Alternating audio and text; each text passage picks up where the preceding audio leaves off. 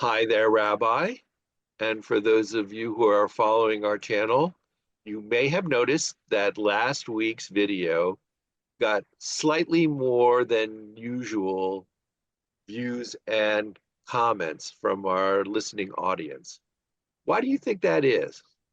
A lot of people recognize that the present situation is unacceptable to everybody.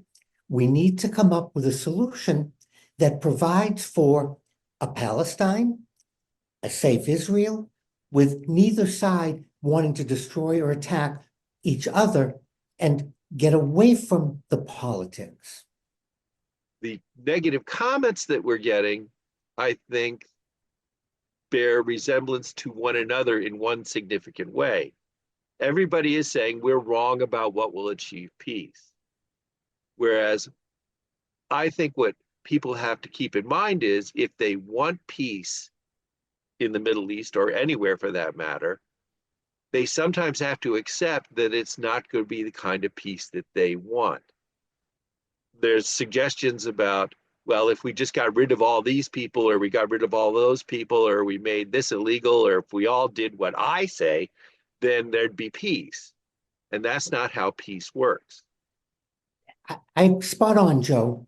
I think you just summarized not just the last week's episode, but all the ones we're doing is trying to prevent a way for living with what is and not focusing on what can't be or what's destructive or what's not going to happen, because then we're not going to get anywhere.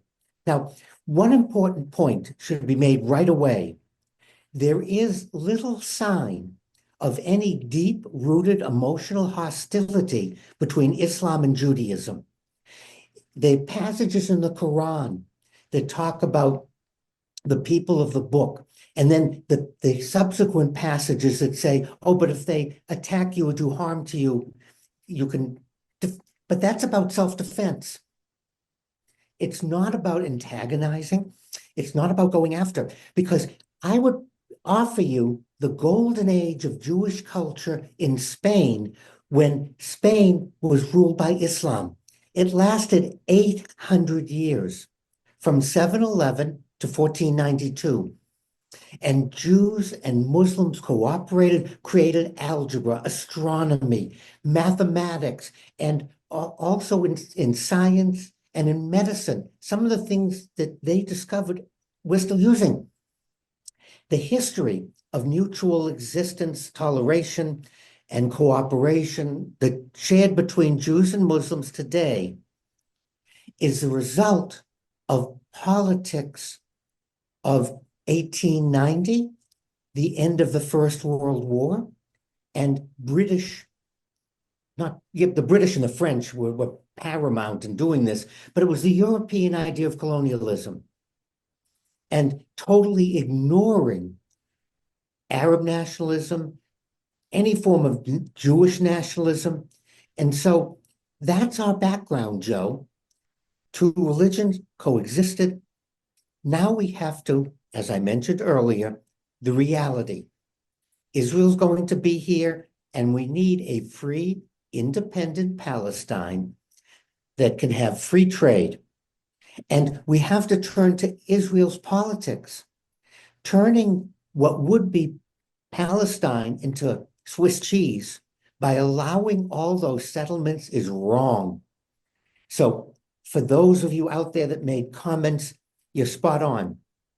If there's going to be peace, Israel needs to stop settling territory, expanding territory, and sit back and say, how do we do this? How can we have a Palestine? And the same way, we need to go back into our own history and see that this dispute between Israeli politics, Palestinian politics, is the cornerstone of our present reality, and it's come to dominate, which is the sad part. I want to take us away from this political quagmire we're in, and I want us as Jews and Muslims to look at each other and say, let's go back to our roots. Let's go back to we're brothers. Each of us was promised each of us would become great nations. And I know people sometimes take issue with my quoting the Quran, but hey, it's the Quran.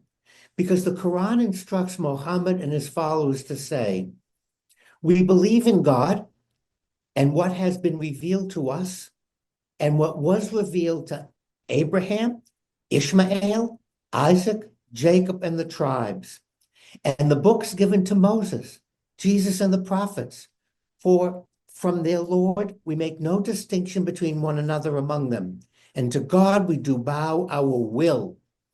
And so let's take the text from the Torah I just quoted. Isaac will be the father of a great nation. Ishmael will be the father of a great nation. Brothers, let's create that great nation. Let's stop that rhetoric and make Abraham the bridge that will unite Jews and Muslims to create a free Palestine and a safe Israel.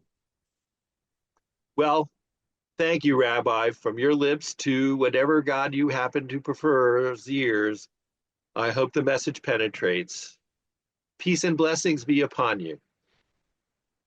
The most heartening may be an Islamic tale that I read that was cited by the author, Professor Bruce Feller. It's set after Abraham's near sacrifice of his son. The moment of truth is past.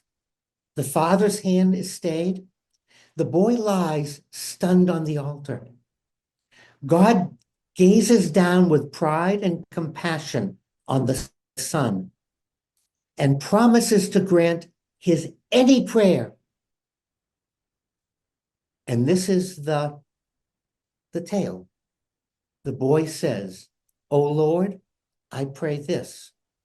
When any person in any era meets you at the gates of heaven, so long as they believe in one God, I ask that you allow them to enter paradise."